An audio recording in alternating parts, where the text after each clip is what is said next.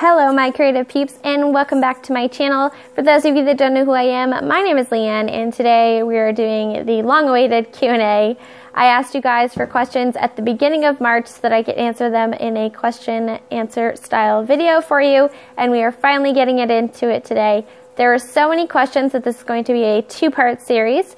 The first part is going to be like the miscellaneous questions, and then the second part will be all about my journals in particular, like how I store them and stuff like that.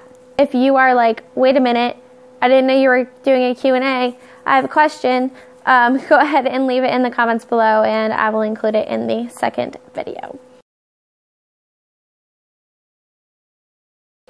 So this first question here I've been asked before.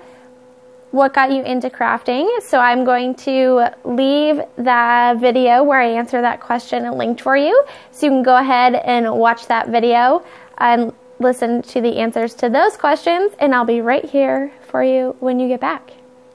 So the next question is a fun one. This, how tall are you? And the reason this came about is because I always make short person jokes, and I am not the shortest person on the planet, but I am definitely not the tallest either. I am 5'2", 5'3" on a good day, so I have short girl problems. Yeah, the end. A couple questions about glue. So what is my favorite glue stick was one of the questions, and I have my glue stored in the plant next to me here.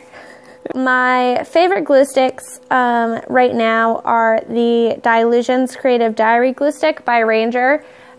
Ranger makes glue sticks, and they came out with the Dylusions Diary glue stick recently, so that's what that looks like. And then my other favorite is the Prima Planner glue pen. A beauty blogger. Look at the shade. But yeah, so those are my two favorite glue sticks. They are on the pricier side, and they aren't usually my main form of glue, so it's not a big deal to me. But if I'm going to use a glue stick, it better freaking stay where I glue it. So that's why these two are my favorite.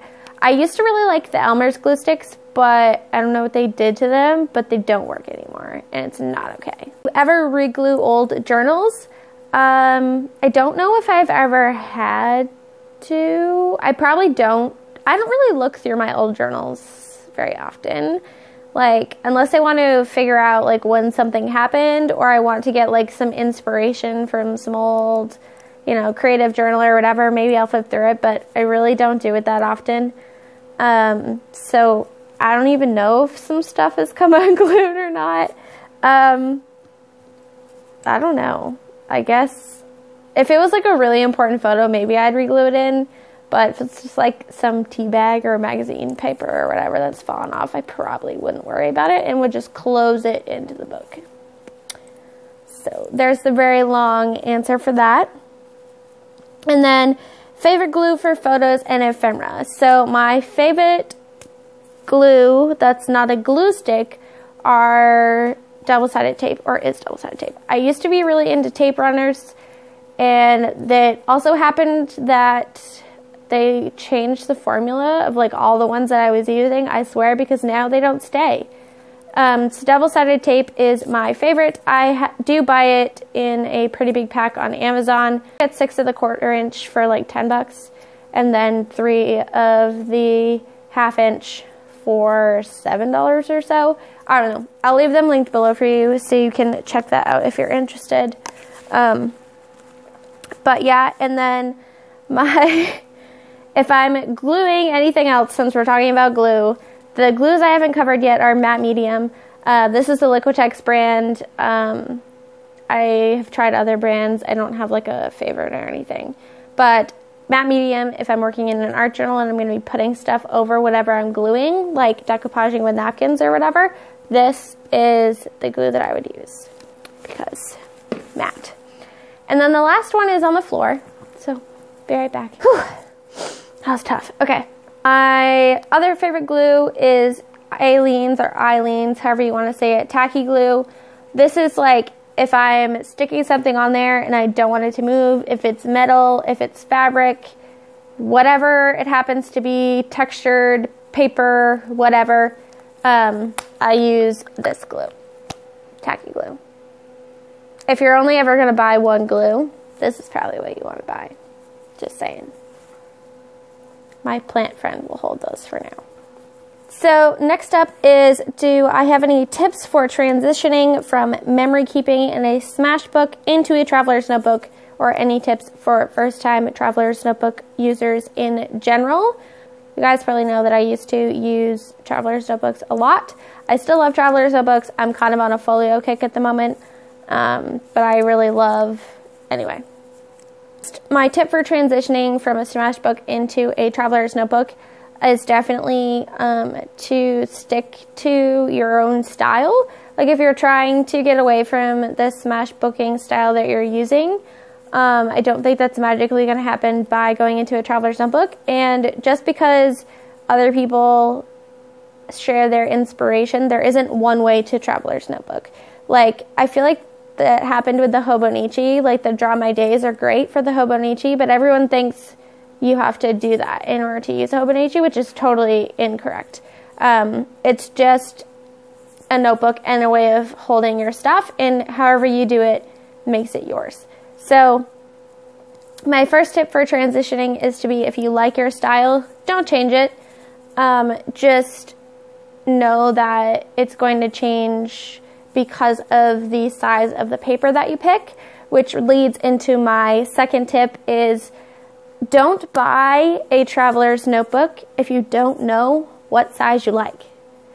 So take some printer paper, research the sizes you think you want to try, make a little, whatever, staple it together in a little booklet, carry that size paper around, use it for whatever you're planning on using the traveler's notebook for, and make sure that that size is going to work for you. Because traveler's notebooks ain't cheap.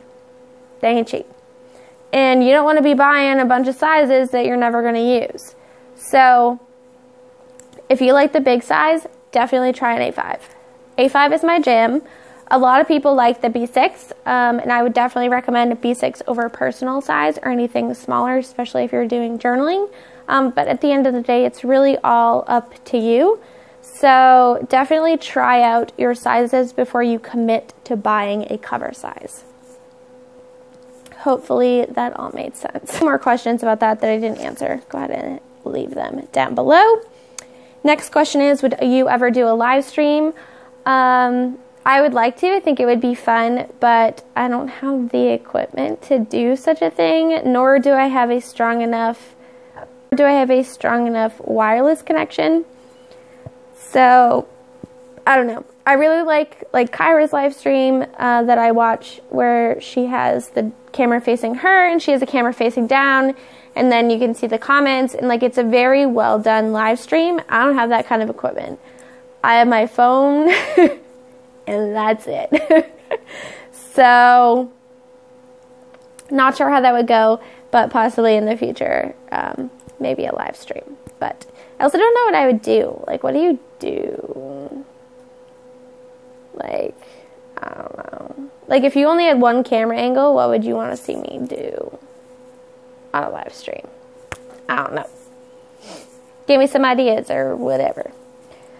Next question, what is your goal with YouTube? And the last question is, what do you want to achieve 1 year from now? And I think they kind of go together a little bit. So right now, I want to just talk a little bit about why I started doing YouTube. So I started making YouTube videos right before I graduated from college and got my BA in psychology. I knew that I was leaving, and I felt that I gleaned a lot of knowledge on how to stay organized, and I knew that I had a lot to share creatively. So I actually started making planning videos, and I kind of got away from planning. I don't know, it just wasn't my thing. After I graduated college, I found that I was really lacking structure in my days. There were no deadlines anymore. I didn't have to do anything besides work. And I really needed that structure back into my life. So I made a YouTube schedule for myself and started sharing with you guys. And it really evolved into what I'd like to build upon now, which is embracing your creative freedom. that's why I chose my channel name to begin with, Creatively Free to Be Me, because I feel like we have all these rules and things and expectations that we put on ourselves everywhere else in life. And sometimes, yeah, you have to follow certain guidelines to get certain places. Like if I want to be a psychologist, I have to go get a master's and a PhD and do all these other things. Maybe that's not the best way to help spread my message. So right now, in the next year, I'm hoping to focus more on inspiring you guys to be creatively free. And I know that I kind of already do that for you with my creative weeks and how I just approach creativity in general, but I'd really like to continue with YouTube and building the community, and then branching away from YouTube and doing maybe some classes and giving you extra content on like a Patreon page or something where we can really work on being creatively free together and building the life that we want, at least on paper, in our own safe space. So 1 year from now, I'd really love to be doing this full time and creating valuable content for you guys, and making journals and all that fun stuff. And I'm working on that, so stay tuned for developments on that. But yeah, so that's it for today. That answers all the questions that I have. Part 2 will be all about journals and my journals and how I store them and stuff like that. If you had any questions that you didn't get a chance to ask because you missed the call for questions, please leave them in the comments below. I would love to add them to my list.